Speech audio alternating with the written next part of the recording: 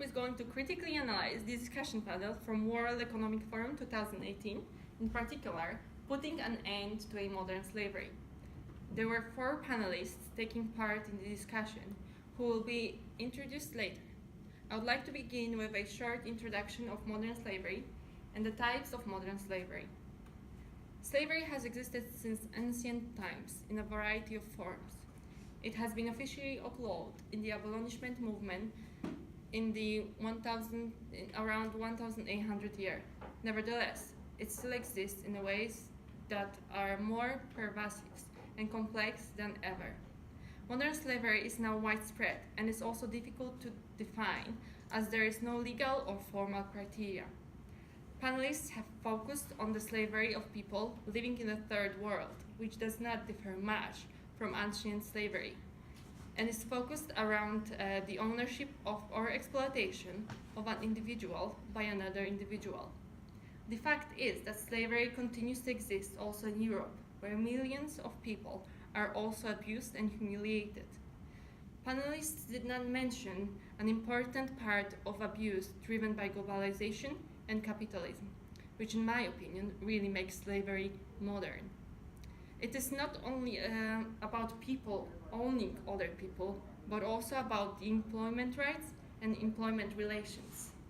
For example, in the 20th century, employees are expected to attend meetings or work extra hours without being forced to do it by official threats or violence. It is nevertheless an untold rule that employees must comply with. One of the panelists, William Swink, have identified the following forms of modern slavery as presented on the slides. One of the forms mentioned by Swink is exploitation in the fishing industry. In this place, I would heavily argue that exploitation in any industry makes it still slavery. The fact that this being a fishing industry does not make it any worse than any other industry. Individual's freedom is still taken away. As I mentioned before, panelists did not discuss an important part of abuse driven by globalization and capitalization, which in my opinion really makes slavery modern. Badges of modern slavery. According to Paz Fox in 2016, his article reveals the badges of modern slavery to be ownership of people, humiliation, lack of consent, 0 working hours, lack of options, harsh working conditions, limit to employment termination, and migrant status. For the purpose of this discussion, we would focus on migrant status. Migrants represent a category of people that are wanted and unwanted.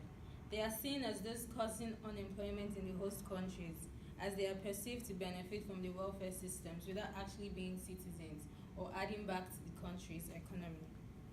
They are also perceived to be a nuisance, as they jeopardize host countries' cultural, social, and political integration of policies.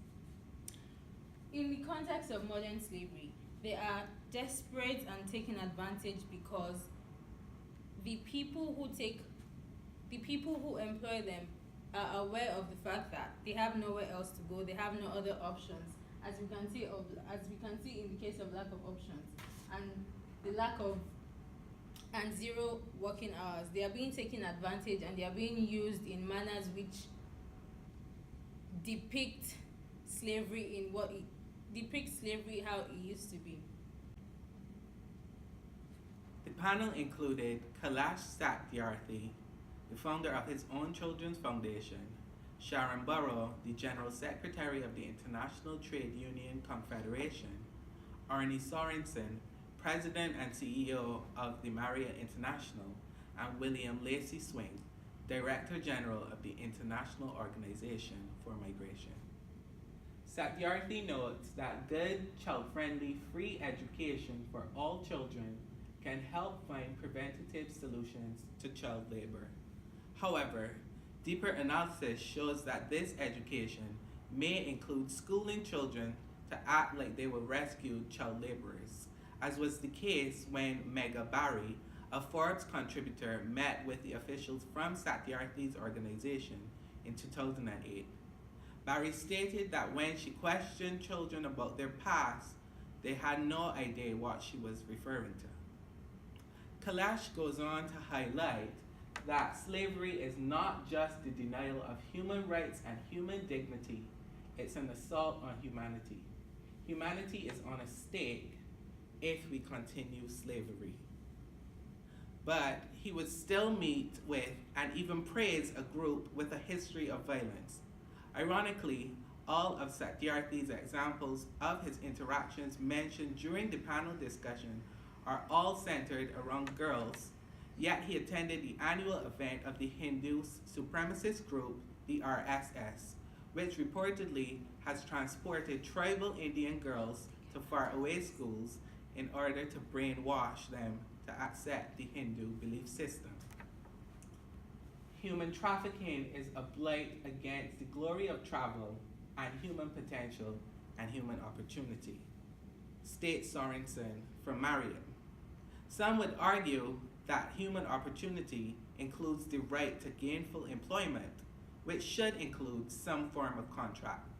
However, in October 2018, Sorensen refused to meet to resolve a dispute with hotel workers who had been without contract since June of the same year. Capitalism as a driver of modern slavery. Capitalism is an economic system that underpins private ownership and control of the means of production with minimal government interference. It's interesting to talk about capitalism in this discussion because it is a system that thrives on exploitation. Modern slavery, the roots of modern slavery is actually exploitation because its success is largely due to the fact that these individuals that engage in modern slavery are seeking to make profits at every expense, and then human beings that are being captured for the purpose of human trafficking are considered to be reusable resources with minimal cost and high profit potential. As a result of the immense poverty in third world countries, increased desperation forces individuals to accept unbearable working conditions. However, benefactors of modern slavery, specifically human trafficking, may continue to resist the efforts to eliminate their source of livelihood. That is why modern slavery proves very difficult to eradicate because these individuals are mostly heads of corporations or wealthy individuals who take advantage of the fact that they can boycott government policies or serve as a or have tools to lobby the government. Most of these businesses and organizations that encourage some of these practices are powerful individuals. Today, we live in a shrinking world. We are more interconnected than ever before. With large global economies, growing migration, and increased level of telecommunication between countries, regions, and continents, the sharing of information and people is on a scale never before seen. Globalization has brought us many advantages indeed, but its related deregulation process have also facilitated some inhuman practices. Bonded labor, debt-related slavery, commercial sexual exploitation, and other forms of forced labor are related trafficking have become a global industry. In an age when pizza can be ordered as the click of the button, trafficked women are also being moved off the street and online. Buyers not longer need to see the commodity they are buying physically. They can scroll through pictures of women in much the same way Christmas shoppers might screen through Amazon products. Sex trafficking perhaps sounds the most obvious form of modern slavery that has been benefited from globalization and the internet. That human trafficker was yesterday's travel agent, today's slave was yesterday's economic migrant. All we know is that the trade in humanity is now profitable on the pair with arms and drugs. Effective strategies to tackle the risk of modern slavery require a good understanding of the risk lie in the supply chain, an action plan to tackle those risks, policies, and effective monitoring and reporting. Though the bulk of slavers are located in Asia and Africa, the numbers of slaves trafficked across international boundaries and into the Western world is growing too. Many of the slaves entering the Western development world from Albania, Belarus, China, Romania, Russia, or even from Thailand. Once the target arrive, they are forced into bondage. Slavers typically recruit individuals in poor countries by promising them good jobs in richer countries. The catch is, victim must borrow huge amount of money at interest rates from the slavers in order to pay supposed cost of transportation, documentation, and help in finding work upon arriving in the new country. Often, once victim has been transported to a foreign country, they cannot immediately find a job and then become unable to pay back the rapidly growing debt. The slavers then typically take their identification and travel documentation, treated them with deportation and physical harm to their or their families back home. If they try to escape or go to the police, and also force them into some form of physical bondage. One reason the slave trade is booming is that it's extremely profitable. Slaves are cheap by some sources. Enslaved prostitutes can earn their ownership thousands of dollars per day and can be sold, resold, or traded like postage stamps or basketball cards. This is an achieving and terrible paradox. Globalization with associated technological advancement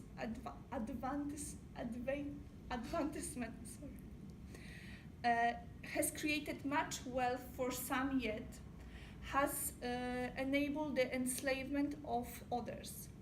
Rapid increases in science, technology, industry, commerce and trade, considered by many to be sign of progress leading towards of many people in peaceful future among nations, have done nothing to help and have rather helped in this horrible crime against humanity. Go. And now I'm going to talk about the power of minimum wage as a narrative. A minimum wage employee at today's rates costs an employer about $320 for a 40 hours week. The cost of the slave, if slavery were legal in the US, as is right now in some part of the world, would be much higher, over 500 pounds. Taking into account the purchase price, along with housing, food, healthcare, clothing, other expenses, a slave could easily cost twice as much as a minimum wage worker at today's rate. Everyone who has ever received minimum wage could agree that it's not ideal, nor it's not fair in most cases. However, to compare the brutality of the minimum wage to that of slavery is insane. In slavery, especially the slavery that occurred in America, human beings lost more than just proper compensation for their labor. Along with not being fairly rewarded, families were ripped apart by slave trades. Dignity could never be gained. Women were raped, people were beaten almost to death, and the list goes on. There is no way to downplay minimum wage. People work extremely hard and don't receive the pay they deserve. Plus, let's face it, the cost of living is so high today that most people can afford it to live in a good, healthy life. With that said, minimum wage just doesn't cut it, and that aspect of it can be compared to slavery. Nevertheless, slavery and minimum wage are not two different struggles due to the fact that the hardship of slavery far outnumber the hardship of living off minimum wage. The main thing that makes slavery and minimum wage incomparable is the freedom of choice. Education is a prime example of choice. Back in slavery days, black were not afforded the opportunity to receive an education. In fact, they were not even allowed to learn how to read and write. Today, people who make minimum wage have limitless opportunities to their education as well. To conclude, the term modern slavery is used in today's society to show that the enslaved extends to persons outside those in chains, as mentioned earlier. The forms of exploitation are extensive and should not be limited to the 10 areas which were highlighted by Swing. Capitalistic societies are drivers of modern slavery because of the inherent need of business owners to make excessive profits at the detriment of others, no matter the cost. Globalization, while advantageous, has also been an enabler of modern slavery. No one can argue that globalization has not been beneficial to society as a whole, but here we explored the disadvantages. Lastly, the power of choice is the only difference between minimum wage and modern slavery.